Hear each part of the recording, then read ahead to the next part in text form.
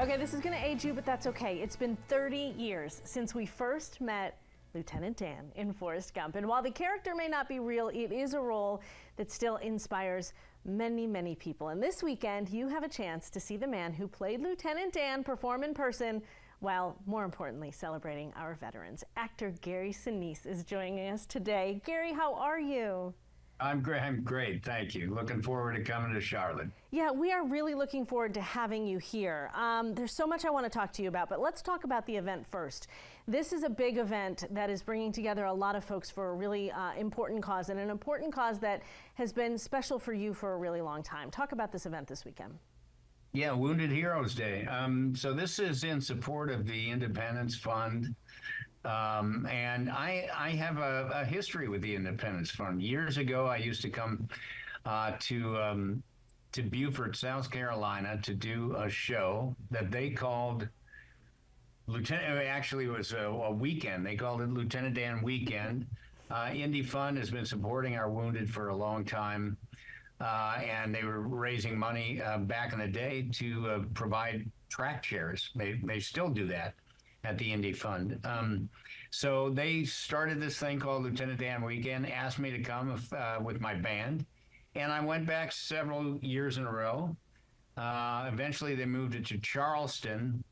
Then I did a couple of shows, and then, hadn't had much contact with them.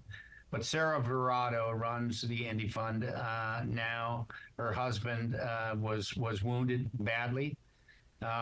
Wounded Heroes Day is kind of a day in honor of Sarah's husband, Mike, and we're just very much looking forward to supporting it with the Gary Sinise Foundation. I volunteered when Sarah invited me to come. I volunteered to bring my band and support the event and try to help them raise money for the good work that they do there.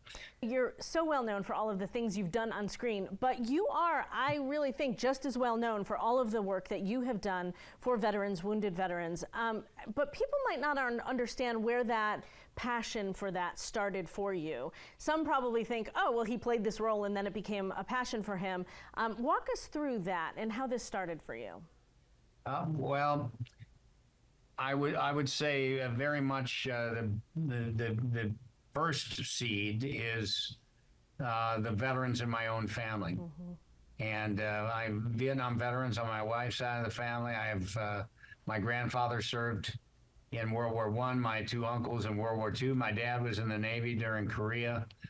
On my wife's side, Vietnam veterans, a combat medic, a helicopter pilot, a company commander, West Point graduate. So a lot of veterans in my family. It starts there. And then back in the 80s, because of the Vietnam veterans in my own family, I started supporting Vietnam veterans in the Chicago area and doing what I could to raise funds for them and just support them in different ways. And then back in the 90s, I played Lieutenant Dan in Forrest Gump, and I started supporting our wounded through the Disabled American Veterans Organization, and then helping them. And then a little while later, September 11th, and we had a whole new conflict to deal with, a whole new, generation of real-life Lieutenant Dans coming back, whole new generation of Gold Star families from the wars in Afghanistan and Iraq, and I just raised my hand for the USO and started doing what I could.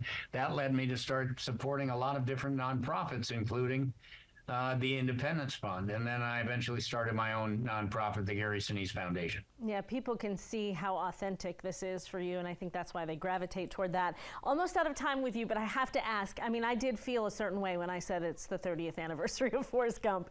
But, that movie, to this day, if it's on television, I will stop and watch. Did you know when you were making that film that 30 years on, it would not only be something that everybody still stops and watches, but that message of wounded veterans would be so tied to it? Well, you could never predict anything when you're making a movie. You just hope it turns out all right. One thing that I did know is that I was working with great people. The entire cast was great. Bob Zemeckis is a filmmaking genius. It was a great script by Eric Roth. So we knew we were making something special. And then when we saw it right before it premiered, they had a little screening, and they brought some of the cast together to see it for the first time, and then we all knew it was really, really good. Well, we're so glad you made the movie. We're so glad you're coming to Charlotte. I want to go ahead and put up on the screen all of the information about the concert, because I do want people to come out and see you. It is Sunday. It is April 21st. Everything starts at 7 p.m. And I want to put all the information for your foundation up on the screen as well, because I think that's really important that people can learn more about what you're doing, what the people who are working with you are doing for all of the folks who need it so much. Gary, thank you so much. It really was a thrill to talk to you. I'm such a fan.